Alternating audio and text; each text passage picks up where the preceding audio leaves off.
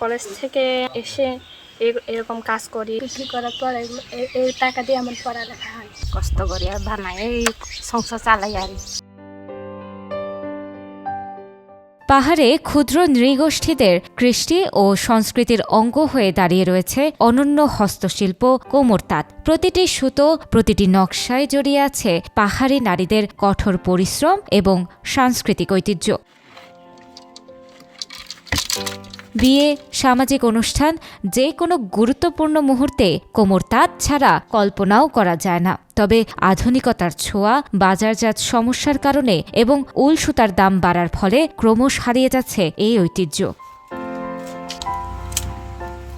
এত সব প্রতিবন্ধকতার পরেও পাহাড়ি নারীরা তাদের ঐতিহ্য ধরে রাখতে প্রতিনিয়ত সংগ্রাম করছেন। কোমর তাঁত তাদের সংস্কৃতি, তাদের পরিচয়ের একটি অংশ।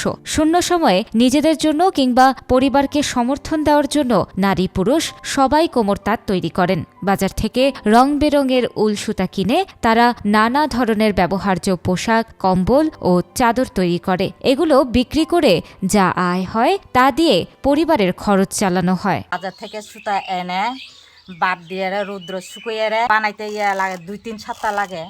আমি যখন কলেজ থেকে আসি তখন এগুলো বানাই আর কি, যখন সময় পাই তখন বানাই আর কি। আমি কি বলে কলেজ থেকে আসার এসে এরকম কাজ করি, থামি, তারপরে এটা দিয়ে আমি কলেজে খরচ করি। এগুলো বানানোর পর, এগুলো বিক্রি করার পর এই টাকা দিয়ে আমার পড়ালেখা হয়।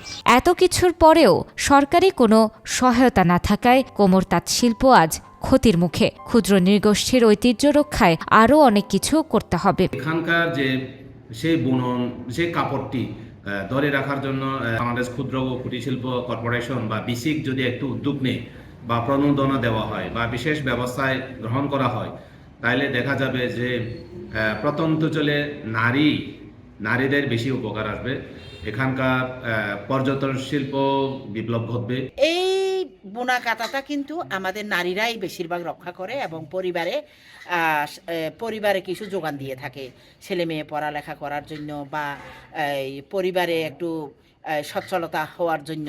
কিন্তু তারা পারছে না যে এই জিনিসটা যদি আরো বেশি বেশি করে সুতা পাইতো এবং বুননের জন্য কিছু বাজেট বরাদ্দ পাইতো, তাইলে তারা আরো বেশি করে এই যোগান দেওয়াতে তারা তাদের আর্থিক সচ্ছলতা নিয়ে আসতে পারত। ক্ষুদ্র নৃগোষ্ঠীর মমতায় তৈরি এই কোমর তাঁত ঐতিহ্য, সম্মান এবং সংস্কৃতির প্রতীক। শিল্পটি বাঁচিয়ে রাখার জন্য প্রয়োজন সরকারি পৃষ্ঠপোষকতা। আমরা যদি তাদের পাশে না দাঁড়াই তবে পাহাড়ি নারীদের ঐতিহ্য হারিয়ে যেতে পারে।